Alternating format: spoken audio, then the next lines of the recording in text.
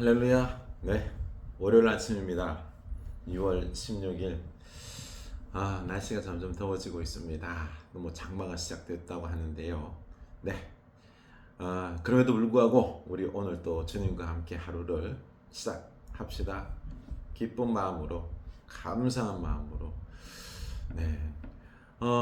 우리 영혼이 주님과의 어떤 관계 속에서 내 안에서 어떤 기쁨이 있어야 됩니다. 내가 건강해야 돼요. 내가 사랑이 있고, 내가 하나님의 자녀의 정체성을 가지고 있고, 이렇게 어떤 믿음으로, 신앙으로 내 영혼이 건강하며, 내가 어떤 기쁨으로 살아낼 수 있는 이런 게 있어야 돼요. 상황을 좀 뛰어넘어서 상황에 좌지우지 되면 안 돼요. 안 좋고 어려운 일이 있어도, 그렇죠? 주님께 맡기고, 그럼에도 불구하고 감사하고, 그러면서 하나님의 깊은 뜻이 있으려니 하고 주님께 맡기고 감사하고 오늘 하루를 힘차게 기쁨으로 살아내는 거죠. 그게 행복한 인생이에요. 그게 능력 있는 겁니다. 우리 뭐 큰 걸 뭐 돈 많이 벌고 성공 이루려고 하지 마세요. 하나님 주시면 감사하고요. 주시면 감사하고 우리는 하다 보면 되는 거예요. 다윗도 뭐 우리 어제 다윗에 대해서 말씀 나누었죠. 우리 주일 다윗 자기 마음대로 인생이 안 풀렸어요. 진짜 꼬여도 다윗처럼 억울하고 꼬인 인생이 없어요. 아니 골리앗 죽이고 그쵸 이스라엘을 그 블레셋으로부터 구원해 줬는데 상 받고 칭찬 받고 해야 되는데 웬걸 그 상과 칭찬은 잠시였습니다. 사울 때문에 10년을 쫓겨다녔어요. 10년을. 광야 죽음의 땅이에요. 사울에게 붙잡히지 않기 위해서 사람이 살지 않는 것, 살 수 없는 곳으로 막 찾아 들어가는 거예요. 아주 험악한 곳으로, 사울이 못 찾아오는 곳으로, 사람이 살 수 없는 곳으로 그 아둘람 굴로 간 거지. 뭐 자기 형제들이 이제 찾아왔어요. 그리고 400명의 그 사람들 세상에서 그쵸 버림받은 사람들이에요. 버림받고 상처받고 가난하고 슬픈 자들이에요. 그런 사람들만 400명이 모여 사는데 야 세상에서 적응하지 못한 버림받은 상처받은 400명 어제 가만히 근데 그런 마음이 드는 거예요. 400명. 여러분, 상처받은 400명과 살 수 있을 것 같아요? 상처받은 삶에 부적응하고 있는 그 400명이랑 같이 살 수 있을 것 같아요? 못 살아요. 어떻게 살았지? 이런 질문이 생기는 거예요. 어떻게 살았지? 묵상하고 기도하는 중에 깨달았어요. 광야는요 죽음의 땅이에요. 죽음의 땅. 다윗이 뭐 통치하고 뭐 이래라 저래라 말할 필요가 없어요. 그곳은 광야는 죽음의 땅이기 때문에요. 그 속에서 그 고난 속에서 정신 차려야 돼요. 서로 사랑해야지. 서로 나눠야지. 서로를 보호해야지 살 수 있는 거예요. 콩 한 쪽도 400조각으로 나눠 먹어야지 살 수 있는 곳이 그곳이에요. 그러면서요 하나님만 바라보는 거죠. 그 죽음의 어떤 그 처절함 그게 막 옆에 있는 거예요. 광야만 있나요? 사울도 있죠. 그곳 속에서 그 어마어마한 400명이 살아남는다는 거는요. 그거는 불가능한데 가능했던 것은 하나님의 은혜였고 그리고 죽음과 같은 이런 고난의 상황 속에서 정신 차린 거예요. 하나님 붙잡고 사랑으로 서로를 위하면서 살 때 내가 변하는 거예요. 고난이 축복인 거죠. 그래요. 고난 속에서 하나님 중심으로 하나님만 바라보면서요. 서로 사랑하면서 서로를 도우면서 돌볼 때 내가 변해요. 내가 변해요. 놀라운 역사가 공동체가 살아나는 거예요. 맞습니다. 우리 가족 공동체, 우리 흐르는 교회 공동체 변화되어야 됩니다. 변화되어야 됩니다. 아멘. 네. 그래요. 자, 역대상 17장 1절. 역대상 17장 1절입니다. 다윗이 그의 궁전에 거주할 때에 다윗이 선지자 나단에게 이르되 나는 백향목 궁에 거주하거든 여호와의 언약궤는 휘장 아래에 있도다. 나단이 다윗에게 이르되 하나님이 왕과 함께 계시니 마음에 있는 바를 모두 행하소서. 다윗이 나는 백향목 궁에 거하는데 하나님의 법궤는 저 장막에 있는 걸 보니까 장막 텐트에 텐트. 그냥 뭐 아주 좀 어떻게 보면 백향목 궁에 비하면 아주 누추하죠, 그렇죠? 그 장막에 있는 걸 보고 텐트에 있는 걸 보고 되게 마음이 아픈 거죠. 하나님께서 저렇게 초라한 곳에 나는 화려한 곳에 있고 너무 미안했던 거죠. 그래서 성전을 짓겠다라는 거죠. 그 밤에 하나님의 말씀이 나단에게 임하여 이르시되 가서 내 종 다윗에게 말하기를 여호와의 말씀이 너는 내가 거할 집을 건축하지 말라. 내가 이스라엘을 애굽에서 올라오게 한 날부터 오늘까지 집에 있지 아니하고 오직 이 장막과 저 장막에 있으며 이 성막과 저 성막에 있으나니 이스라엘 무리와 더불어 가는 모든 곳에 내가 내 백성을 먹이라고 명령한 이스라엘 어느 사사에게 말하기를 너희가 어찌하여 내 백향목집을 건축하지 아니하였느냐고 말하였느냐고 또한 내 종 다윗에게 이처럼 말하라. 만군의 여호와께서 이처럼 말씀하시기를 내가 너를 목장 곧 양떼를 따라다니는 데에서 데려다가 내 백성 이스라엘 주권자로 삼고. 아멘. 이거예요. 하나님께서 나단에게 말합니다. 성전 짓지 말라. 짓지 말라는 거예요. 나는 장막에 성막에 있으면서 그곳에 있으면서 너희들과 함께 너희들이 가는 곳에 나도 함께 갔다라는 것입니다. 그러면서 내가 그 사사시대 때 어느 사사에게 내가 그할 백향목 성전 짓지 아니하였느냐고 책망하면서 그 성전을 지으라고 말한 적이 있느냐? 그런 적이 없었다.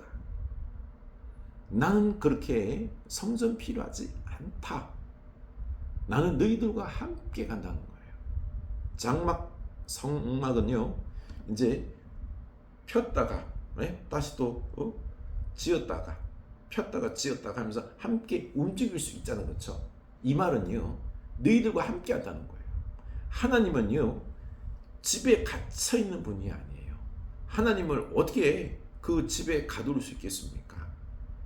성전에 들어가 짓지 말라 하는 이유는요, 성전에 하나님이 여기 계시다. 성전 움직이지 않잖아요, 그렇죠? 아무리 화려하고 또 그 웅장하고 하더라도요, 그곳에 하나님이 있는 것 같이 꾸며놔도 그곳은 움직이지 않아요. 하나님은 살아있는 분이에요. 움직이는 분이에요. 그런데 그곳에 가둔다? 말이 안 된다는 거죠. 하나님은 그런 분이 아니다라는 거죠. 갇혀있는 분이 아니다. 너희와 함께한다 라는 것입니다. 짓지 말라 라는 것입니다. 여러분, 이겁니다. 오늘날 우리가 예배당 성전을 아주 크게 건축하고 하는 이런 부분들 잘 알아야 돼요. 우리가 참 하나님을 향한 그 귀한 마음은 있어요. 예배당 성전 건축에서 하나님께 예배 막 잘 드리고 싶은 그런 마음은 있어요. 맞아요. 그렇게 드리면 좋아요. 근데 문제는요, 거기에 너무 이렇게 집착하고 그쪽으로만 생각하다 보면은 하나님을 성전에다 가둬버려요. 주일날 예배하는 곳으로 끝내버리는 거죠. 하나님은 어디 있어요? 성전에 계시지 않아요. 하나님 어디에? 나와 함께 내 마음에 우리 집에 나와 함께 살아요. 그냥 어디 가든지 나와 함께 동행하시고요, 우리 역사 속에서 함께 하시고요, 우리 교회와 함께 하시는 것입니다. 살아있는 분이에요. 함께하는 분이에요. 그런데 하나님의 성전에 가둬버리고 우리는 우리 마음대로 한 주간을 사는 거예요. 세상에서. 그러면 성전에 와가지고는 죄송합니다. 잘못했어요. 주님 용서하여 주십시오. 눈물 흘리고. 그리고 이제 나 제사 받았어. 끝. 응? 그래. 주님이 제사 내 죄를 모두 사해줬기 때문에 이제 난 자유해. 그리고 세상 나가서는 이제 막 그냥 내 마음대로 그냥 막 사는 겁니다. 그냥 욕심 부리고 나 천국 백성이야. 응? 나 또 주일날 가가지고 회개 기도하면 돼. 하면서 막 사는 거예요. 타락해져 가는 거죠. 우리는 하나님과 함께 이 땅 속에서 하나님의 나라를 이루어가야 돼요. 이 역사를 하나님의 역사로 바꿔야 돼요. 온 세상을 하나님의 나라를 만들어야 되는 거예요. 그런데 하나님을 예배당에 가둬버리면 돼요? 안 되잖아요. 안 되잖아요. 그거 하지 말라는 겁니다. 우리가 자칫하면 이런 룰을 범할 수 있다라는 것입니다. 그런데 보십시오. 또한 내 종 다윗에게 이처럼 말하라. 만군의 여호와께서 이처럼 말씀하시기를 내가 너를 목장 곧 양떼를 따라다니는 데에서 데려다가 내 백성 이스라엘의 주권자로 삼고 내가 어디로 가든지 내가 너와 함께 있어 내 모든 대적을 내 앞에서 멸하였은즉 세상에서 존귀한 자들의 이름 같은 이름을 내게 만들어 주리라. 내가 또 내 백성 이스라엘을 위하여 한 곳을 정하여 그들을 심고 그들이 그곳에 거주하면서 다시는 옮겨가지 아니하게 하며 악한 사람들에게 전과 같이 그들을 해치지 못하게 하여 전에 내가 사사에게 명령하여 내 백성 이스라엘을 다스리던 때와 같이 아니하게 하고 또 내 모든 대적으로 내게 복종하게 하리라. 또 내게 이르노니 여호와가 너를 위하여 한 왕조를 세울지라. 아멘. 이게 보니까요, 다윗에게 내가 너를 양을 치는 목동을 불러다가 이 한 나라를 다스리는 주권자를 삼았지 않느냐. 이게 바로 하나님의 은혜로 된 거거든요. 다윗이 왕을 꿈꾼 게 아니에요.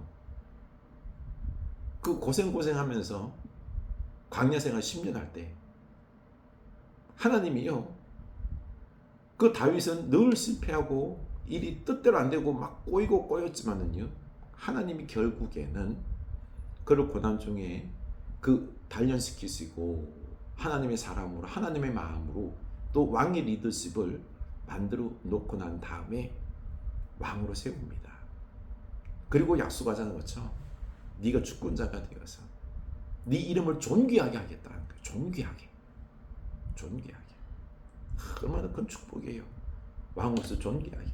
그리고 이제 여기저기 옮겨 다니지 아니하고 이 땅에 정착해서 살게 하겠고 백성들이 함께 살게 하겠고, 그리고 또한 이제는 주변에 있는 많은 나라들이 너를 쳐서 너를 무너뜨림이 아니라 그들이 너에게 복종하게 하겠다.